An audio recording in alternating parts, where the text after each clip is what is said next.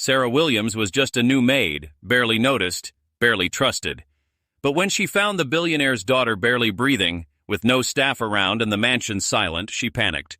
No calls were going through, no help was coming. So she did the unthinkable, broke into his locked office, grabbed the car keys and a bundle of cash, and sped off with the girl. Minutes later, alarms blared. Security tracked her down, pinned her in the hospital, and arrested her. But then the doctor pulled Marcus aside, and what he said left the billionaire frozen in place. What happened next stunned everyone watching. Sarah didn't enter the Ashford mansion like a storm. She came in quiet, like a whisper nobody heard. It had been exactly 3 days since she got hired, and everything about this place felt like stepping into a different world. One where her worn sneakers didn't belong on marble floors and her calloused hands seemed too rough for crystal doorknobs. Nobody asked why she kept her shoes tied so tight or why her knuckles were cracked from years of scrubbing floors in smaller homes. They just handed her a mop, showed her the corner bedroom meant for help, and kept moving. This was the Ashford estate, a sprawling fortress of white pillars and floor-to-ceiling glass walls tucked deep in the Connecticut hills, where the iron gates didn't just keep danger out, they kept stories like hers out too. The mansion stretched across 43 acres of perfectly manicured lawns and rose gardens that looked like something from a magazine. Inside, every room seemed to echo with the weight of money. Persian rugs that cost more than most people's cars, paintings that belonged in museums, and a chandelier in the foyer that caught light like captured stars. Marcus Ashford, the man who owned it all, didn't speak to staff, not unless you were holding something expensive or breaking something more precious. At 42, he ran 3 tech companies, traded stocks in 5 countries, and lived like emotion was a liability he couldn't afford. His world wasn't cold. It was temperature-controlled, calculated, and measured in quarterly reports. Sarah had seen him exactly twice in her 3 days here, once striding through the main hallway with his phone pressed to his ear, speaking rapid-fire German to someone about market futures. Another time standing at his office window, silhouette sharp against the morning light, hands clasped behind his back like a general surveying a battlefield. He never looked down at the people who cleaned his floors or prepared his meals. They were invisible to him, part of the machinery that kept his world spinning smoothly. And then there was Emma, his daughter. 10 years old, delicate as spun glass, and cursed with sickle cell disease that turned her body into a battlefield she was too young to understand. She had her father's dark hair, but none of his steel.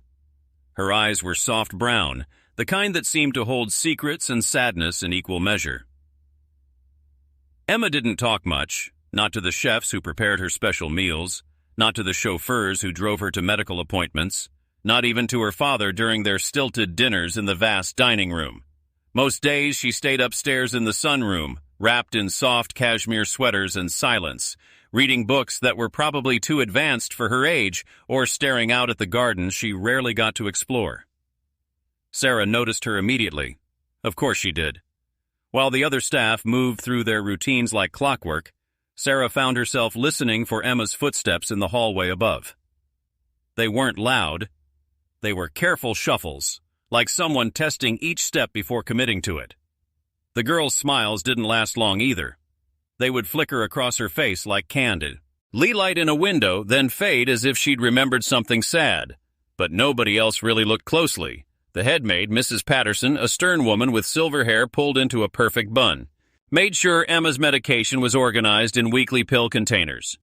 The kitchen staff ensured her food was prepared according to the dietary restrictions taped inside the pantry. The housekeeping team kept her rooms dust-free and her linens changed daily. That was enough, apparently. That was what they were paid to do. Sarah wasn't supposed to ask questions. Mrs. Patterson had made that crystal clear during orientation. The Ashford family values their privacy, she'd said, adjusting her wire-rimmed glasses. We maintain professional boundaries at all times. We observe, we serve, we remain invisible. That's how this household has operated successfully for 15 years. But the questions kept whispering in Sarah's mind anyway. Why did the private nurse, Ms. Chen, leave early 3 nights in a row last week? Why was Emma trembling in the hallway near the bathroom yesterday morning, gripping the wall like she might fall? Why did nobody seem to notice when the girl winced climbing the stairs or when she pushed her food around her plate instead of eating? And most troubling of all, why did Marcus Ashford seem to look through his daughter like she was made of glass, present but not quite real? On her fourth morning, Sarah carried a breakfast tray up to the second floor. The routine was simple: French toast cut into small pieces, fresh berries, and herbal tea in the delicate china cup Emma preferred. She balanced the silver tray carefully as she climbed the curved staircase, her reflection multiplying in the mirrors that lined the hallway. She paused outside Emma's bedroom door, painted a soft lavender that somehow managed to look both cheerful and melancholy. She knocked once, a gentle rap with her knuckles. No answer. She waited a few seconds, then knocked again. Still nothing. Sarah hesitated. Protocol said she should leave the tray outside the door and report to Mrs. P. Patterson that the young miss wasn't responding. But something felt different today. The silence on the other side of the door wasn't the peaceful quiet of sleep. It was heavy, wrong somehow. She turned the brass handle slowly and opened the door just wide enough to peek inside. Emma was on the floor beside her canopy bed, not passed out exactly, but curled up in a tight ball. Her eyes were open, staring at nothing, and her breathing was slow and labored. Her small hands were tucked under her thin frame, like she was trying to hug herself from the inside, and her usually neat brown hair was damp with sweat. Sarah froze in the doorway, not with panic, not even with fear, but with a strange, heavy stillness that seemed to press down on her chest. She'd seen this before, not sickle cell specifically, but pain that had nowhere to go. She'd watched her own little brother struggle with asthma attacks when they were kids, that same desperate quiet that came when breathing became work. She placed the tray down on the antique dresser, didn't say anything immediate, didn't ask the obvious questions.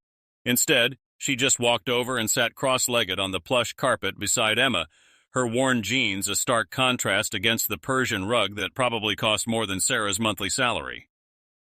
They sat in silence for what felt like an hour, but was probably only 5 minutes. Finally, Emma whispered, so quietly Sarah almost missed it. "It hurts today." Sarah nodded, her throat tight. "I know, sweetheart. It feels like my bones are breaking from the inside." Sarah reached out carefully, not to touch, but just to let her presence be felt. "Can you tell me where it hurts the most?" Emma's eyes filled with tears she was clearly trying not to shed. "Everywhere. My back, my chest. It's hard to breathe right." That simple exchange didn't change the world. Not yet. But something shifted between them. Something soft and invisible, but undeniably real. Downstairs in the service hallway near the laundry chute, 2 older maids whispered over stacks of folded towels. Maria Santos, who'd worked for the Ashfords for 8 years, smoothed out a cream-colored sheet with practiced efficiency. "I give her a week," Maria said, not bothering to lower her voice much. 2 at most. Her colleague, Janet Morrison, a thin woman with sharp features and sharper opinions, nodded knowingly. "She's too soft for this place. Got that look about her, like she's seen struggle up close. And struggle don't last long round here. Rich folks don't want their help bringing baggage through the front door." They chuckled, a sound that held years of cynicism and accepted resignation. Neither of them noticed Sarah pass silently behind them in the hallway, arms full of fresh pillowcases, but she heard every syllable. She didn't say a word in response, but something hardened in her chest. Not anger exactly, but determination. That evening, the mansion glowed with warm golden light as the sun set behind the hills. Marcus arrived home just after 8:30, his black Mercedes purring up the circular driveway like a contented cat. As usual, Emma didn't greet him at the door. As usual, he didn't expect her to. Sarah was cleaning the upstairs study when she heard his footsteps echo through the marble foyer below, followed by the familiar sound of his briefcase being set down with a decisive thud. She glanced toward the far end of the hallway, where his private office door remained locked behind its security sensors that blinked red like watching eyes. High clearance, off limits, absolutely not her business. Mrs. Patterson had been very specific about that during the tour. Mr. Ashford's office contains sensitive business documents and personal materials. No one enters without his explicit permission. Not the cleaning staff, not maintenance, not even me. But even from 30 feet away, Sarah could hear something from inside that locked room. A persistent ticking that didn't sound quite like a clock. Maybe it was the sound of time waiting to run out, or maybe it was just her imagination working overtime in a house full of secrets. The morning of the fourth day started heavy and wrong. Storm clouds had gathered low over the Connecticut hills overnight, making the mansion feel dim and oppressive even with all the lights blazing. The Weather Service had issued warnings about a severe thunderstorm system moving through the area, and the air itself felt thick and charged with electricity.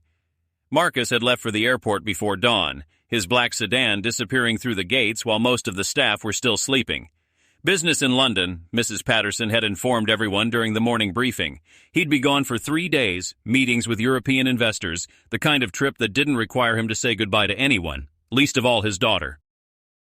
Sarah moved through her morning routine like clockwork, but something felt fundamentally off. The other staff seemed more relaxed with the master of the house gone, their conversations louder, their movements less careful. But Sarah found herself listening more intently for sounds from upstairs, for any sign that Emma was awake and moving around. By 8 o'clock, the girls still hadn't come down for breakfast. This wasn't entirely unusual. Emma often ate in her room when she wasn't feeling well. But something made Sarah's stomach twist with worry. By 9, Mrs. Patterson was in the kitchen complaining loudly to the head chef about a wrong detergent order, her voice carrying through the house like a siren. I specifically requested the hypoallergenic brand for the young Mrs. Linens. This could trigger respiratory issues. Do you understand the liability we're facing here? By 10, most of the other staff had shifted their focus to preparing the outdoor spaces for an investor dinner, scheduled for the following week. The patio furniture needed deep cleaning, the gardens required fresh mulch, and the pool house had to be stocked with premium liquor and imported cigars. Emma, meanwhile, remained notably absent from all conversations. Nobody mentioned checking on her. Nobody asked about her breakfast tray. It was as if she'd become invisible in her own home. Sarah finished polishing the banister on the main staircase and found herself hesitating at the bottom of the steps. Something in her chest tugged insistently, like a fishing line pulling her toward the second floor. She glanced around the foyer, noting that Mrs. Patterson was still occupied with her inventory crisis, and the other maids were focused on their assigned tasks. She climbed the stairs quietly, her footsteps muffled by the thick carpet runner. The hallway felt different in the stormlight, darker, more intimate somehow. She approached Emma's door and knocked twice, gentle but clear. No answer. She waited, listening for any sound from inside, nothing but the faint patter of rain beginning to hit the windows. She knocked again, a little louder this time. Emma? It's Sarah. I have your breakfast. Still nothing. Sarah's heart began to beat faster. She turned the handle slowly, every instinct screaming that something was wrong, and pushed the door open just wide enough to see inside. Time seemed to slow to a crawl. Emma was lying halfway off her bed, her small body twisted at an unnatural angle. She was drenched in sweat despite the cool air conditioning, and her hands were shaking uncontrollably. Her lips had taken on a grayish tint that Sarah recognized as dangerous, and her breathing was so shallow it was barely visible. The room smelled sharp and wrong, like plastic and metal and fear all mixed together. Sarah's training as a former EMT, a job she'd held for 3 years before budget cuts forced her into domestic work, kicked in immediately. She dropped to her knees beside the bed, her fingers automatically going to Emma's wrist to check her pulse. It was racing, weakened, thready. Emma, she said firmly but gently. Emma, can you hear me? The girl's eyelids fluttered, but her eyes didn't focus. Her breath came in rapid, shallow gasps that sounded like she was breathing through broken glass. Sarah's own hands began to tremble, but not from panic, from the controlled urgency of someone who'd been in emergency situations before. She knew exactly what she was looking at, a severe sickle cell crisis, the kind that could kill within hours if not treated immediately. She reached for the emergency call button mounted on the wall beside Emma's bed, pressing it 3 times in rapid succession. Then she sprinted to the hallway phone, her feet barely touching the ground. She dialed the private nurse's number first. Ms. Chen's professional voicemail greeting played. You have reached Dr. Linda Chen, private medical consultant. I am currently unavailable. If this is a medical emergency, please hang up and dial 911 immediately." Sarah slammed the receiver down and tried Marcus's cell phone. 4 rings, then 5, then his crisp voicemail. "You've reached Marcus Ashford. Leave a detailed message and I'll return your call within 24 hours. She tried again and again, her fingers fumbling with the numbers. Still nothing but that impersonal recording. Her breath was coming fast now, matching Emma's labored breathing from upstairs. She tried the house manager's emergency line, then the head of security. Every call went unanswered or straight to voicemail. It was like the entire support system that was supposed to protect this little girl had simply vanished. Sarah hung up the phone with more force than necessary and stood frozen for a moment in the hallway. Downstairs, she could hear the other staff members laughing about something near the kitchen pantry, their voices light and carefree. She burst down the main staircase, her professional calm, posture cracking. "Mrs. Patterson," she called out, her voice echoing through the foyer. "I need someone upstairs right now. Emma's having a medical emergency." Mrs. Patterson appeared in the kitchen doorway, her expression more annoyed than concerned. "Lower your voice, please. What seems to be the problem?" "She can't breathe properly. She's having what looks like a severe sickle cell crisis. We need to get her to a hospital immediately." The older woman's face tightened. "We don't go upstairs to the family quarters without proper clearance, especially when Mr. Ashford is traveling. There are protocols to follow." "Protocols?" Sarah stared at her in disbelief. "She could die." Maria Santos appeared beside Mrs. Patterson, wiping her hands on a dish towel. "We'll inform the estate manager," she said dismissively. "He'll contact the appropriate medical personnel. That's the proper chain of command." "There's no time for chain of command." Sarah's voice rose higher than she'd intended. "She needs help now." Mrs. Patterson's eyes hardened. "Miss Williams, you are overstepping your boundaries. Return to your duties immediately, or you'll be terminated." Sarah looked at their faces, closed off, defensive, more concerned with procedures than with the life of a 10-year-old girl upstairs. Something inside her snapped, not with anger, but with crystalline clarity. She turned on her heel without another word and ran back upstairs, taking the steps 2 at a time. Emma was worse. Her breathing had become even more labored, and her skin had taken on an ashen quality that Sarah knew meant they were running out of time fast. The girl's eyes were closed now, and she didn't respond when Sarah called her name. Sarah looked down the hallway toward the far end where Marcus's locked office door stood like a fortress. She'd never been inside, but she'd cleaned near it enough times to notice details that most people missed. The electronic lock was sophisticated, but there was also a traditional keyhole above the main handle, a backup system, probable. I installed when the house was built. And she'd seen the key. It hung on a red tag beside the basement cleaning supplies, labeled in Mrs. Patterson's precise handwriting. "Emergency access. Do not remove except by direct order of Mr. Ashford."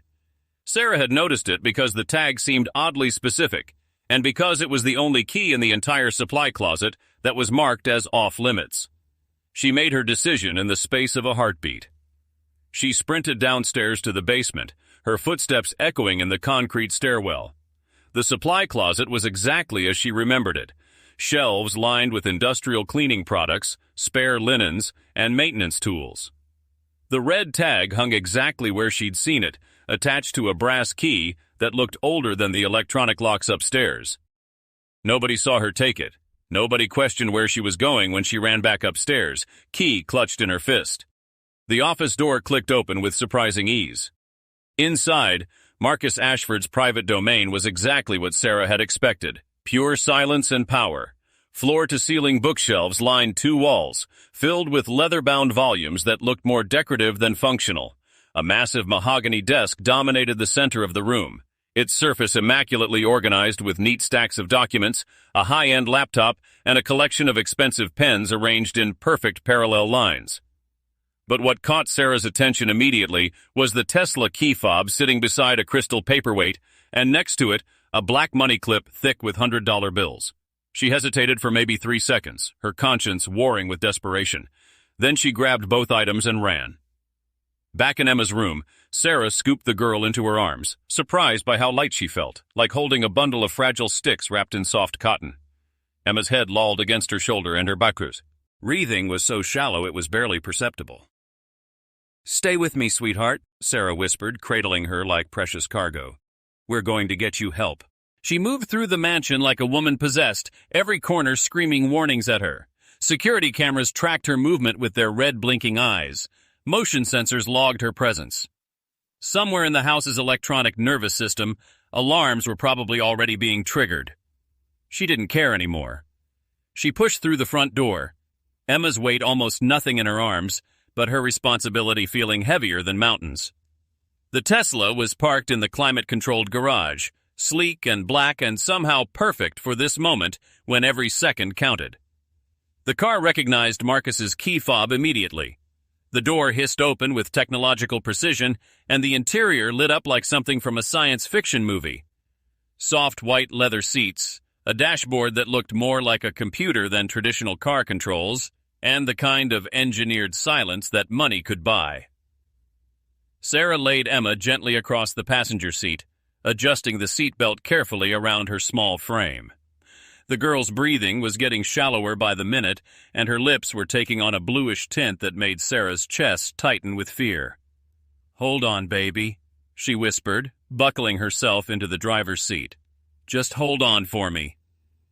Then she pressed the accelerator and shot out of the garage like a bullet. The Tesla responded to her urgency with electric smoothness, accelerating from 0 to 60 in what felt like seconds.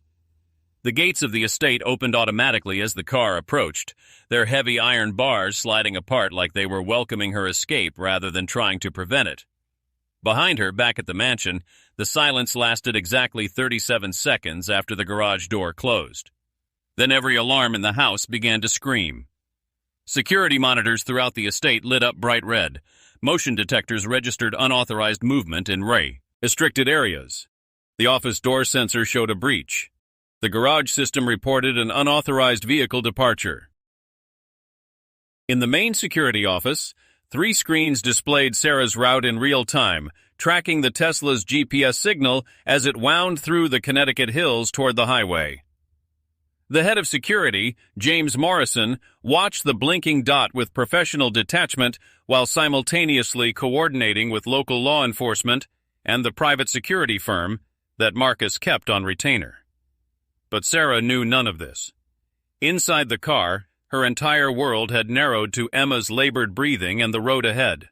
Her knuckles were white on the steering wheel, and her heart hammered against her ribs, loud enough to compete with the whisper-quiet electric engine. Emma's head had fallen back against the seat, and her skin looked gray in the afternoon light filtering through the tinted windows. The GPS display showed 17 minutes to Connecticut Children's Medical Center, but Sarah knew from her EMT days that 17 minutes could be 17 minutes too long. Traffic was lighter than usual, probably because of the storm warnings, but every red light felt like a personal attack. Sarah found herself talking to Emma constantly, maintaining a stream of reassuring words even though she wasn't sure the girl could hear her. "We're almost there, sweetheart. You're being so brave. Your dad's going to be so proud of you when he finds out how strong you've been." Behind them, 2 black SUVs had pulled out of the Ashford estate and were steadily closing the distance. The security team had triangulated the Tesla's position and were coordinating with state police to set up a roadblock near the hospital. They had orders to recover the vehicle and detain Sarah, but their primary concern was ensuring Emma's safety. None of this registered in Sarah's consciousness. She was operating purely on instinct now, every decision filtered through years of emergency medical training and a maternal protective instinct she hadn't even known she possessed. The hospital entrance appeared ahead like a beacon, all glass and steel and promise. Sarah didn't bother looking for a proper parking space. She screeched to a halt directly in front of the emergency department entrance, hazard lights flashing, and leaped out of the car. Emma was unconscious now, her breathing so shallow it was almost undetectable. Sarah gathered her into her arms once more, noting how the girl's skin felt both burning hot and ice cold at the same time. "Help!" she shouted as she burst through the sliding glass doors. The emergency department lobby was bright and sterile and filled with the kind of controlled chaos that Sarah remembered from her EMT days. "Please, someone help us!" A triage nurse looked up from her computer, took one look at Emma's condition, and immediately pressed the code blue button on her desk. The response was instantaneous. Doctors and nurses materialized as if from thin air, a crash cart appeared, and Emma was transferred to a gurney with professional efficiency. "What's her medical history?" a young resident asked while checking Emma's vital signs. "Sickle cell disease," Sarah replied, her voice steady despite the adrenaline coursing through her system. She was having what looked like a severe crisis, difficulty breathing, extreme pain, altered consciousness. "Are you the parent or guardian?" Sarah hesitated for just a moment. "I'm her caregiver. Her father is traveling internationally. I couldn't reach him." The medical team didn't question this further. They were already moving Emma toward the treatment area, calling out medications and IV orders in the shorthand language of emergency medicine. Suddenly, Sarah was alone in the middle of the emergency department lobby, the weight of what she'd just done hitting her like a physical blow. She wasn't supposed to be here. She wasn't supposed to have driven Marcus's car. She wasn't supposed to have taken his money. She wasn't supposed to matter enough to make decisions like this. But none of those rules had helped Emma when she needed help most. Outside, the sound of tires screeching announced the arrival of the security team. 2 black SUVs flanked the hospital entrance, and 4 men in matching navy jackets emerged with radios crackling at their shoulders. Their faces were professional masks of controlled tension. Sarah saw them through the glass doors and felt something inside her settle into resignation. She'd known this moment was coming from the second she'd taken Marcus's key. They entered the hospital with the kind of authority that money and power could buy. No shouting, no dramatic confrontation, just efficient movement toward their objective. "Sarah Williams?" The team leader was a man in his 40s with gray hair and eyes like winter ice. "You need to come with us." A nurse at the reception desk stood up, her voice sharp with indignation. "Excuse me, what's happening here? This woman brought in a critically ill child." "She stole a vehicle and cash from her employer," the security chief replied without emotion. "She's under arrest pending police arrival." "She saved a little girl's life," the nurse shot back, but the security team was already surrounding Sarah. She didn't run. She didn't argue. She just stood there as they placed handcuffs around her wrists, her eyes fixed on the treatment area where Emma had disappeared behind swinging doors. "Is she going to be okay?" Sarah asked quietly. Nobody answered her. Marcus Ashford arrived at the hospital exactly 43 minutes later, having chartered a private jet from London the moment his security team reached him. He walked through the emergency department entrance like a man accustomed to having the world rearrange itself around his presence. Tailored gray suit, despite the tiaras. Transatlantic flight, rolled sleeves that suggested urgent business, and the kind of controlled fury that made everyone in his path step aside instinctively. The head of security, James Morrison, approached him immediately. "Sir, we have the situation contained. Ms. Williams is in holding with local police standing by. We've recovered your vehicle and are inventorying the cash. The Tesla sustained no damage." Marcus's jaw muscle flexed, the only visible sign of emotion. "And Emma?" "The medical team is still working with her. They said she's stabilizing, but it was close. Very close." Marcus nodded curtly, his hands thrust deep in his coat pockets. He stood there for a moment, seemingly absorbing the sterile hospital environment that was so different from his controlled world of boardrooms and estate grounds. A doctor approached, Dr. Patricia Hayes, the attending physician in the emergency department. She was in her mid-50s with salt and pepper hair pulled back in a practical ponytail and the kind of direct gaze that came from years of delivering life and death news to families. "Mr. Ashford?" He turned toward her, and she was struck by how young he looked, despite his reputation and wealth. Underneath the expensive suit and controlled exterior, he was just a father waiting to hear whether his daughter was going to live. "Doctor, how is she?" Dr. Hayes gestured toward a quieter corner of the waiting area. "Your daughter is stable now, but I need you to understand something very important. Emma experienced what we call a vaso-occlusive crisis, one of the most serious complications of sickle cell disease. Her red blood cells became misshapen and blocked blood flow to vital organs." Marcus listened with the focused attention he usually reserved for quarterly earnings reports. "When a crisis like this hits," Dr. Hayes continued, "every minute matters. Sometimes every second matters. The pain can be excruciating, and without immediate treatment, patients can go into shock, experience organ damage, or worse. She paused, studying his face carefully. Mr. Ashford, if that young woman hadn't gotten Emma here exactly when she did, your daughter would have died. Not might have died, would have died. The word died seemed to echo in the space between them, bouncing off the hospital walls like something that didn't belong in the same sentence as Emma's name. Marcus blinked once, twice, his controlled composure cracking just slightly around the edges. My security protocols. Your security protocols failed, Dr. Hayes interrupted gently but firmly. Your phones were unreachable. Your medical staff was unavailable. Your household staff was following procedures instead of responding to an emergency. That woman, Sarah Williams, made a split-second decision that saved your daughter's life. She let that sink in for a moment before continuing. She told our nurses that she has EMT training. She recognized the symptoms, understood the urgency, and acted when no one else would. Your daughter is alive because someone cared enough to break the rules. Dr. Hayes excused herself to check on other patients, leaving Marcus alone with thoughts that felt too large and complicated for the sterile hospital waiting room. For the first time in years, maybe decades, Marcus Ashford found himself questioning everything he'd built his life around. Control, protocols, boundaries, the careful distance he maintained between himself and anything that might require emotional investment, all of it had crumbled in the face of one simple truth. A woman he'd barely noticed had saved his daughter's life while he was 35,000 feet in the air, discussing profit margins with executives who wouldn't remember his name if he died tomorrow. In the small holding room down the hallway from the main emergency department, Sarah sat with her hands still cuffed, her shoulders tense with exhaustion she was only now beginning to feel.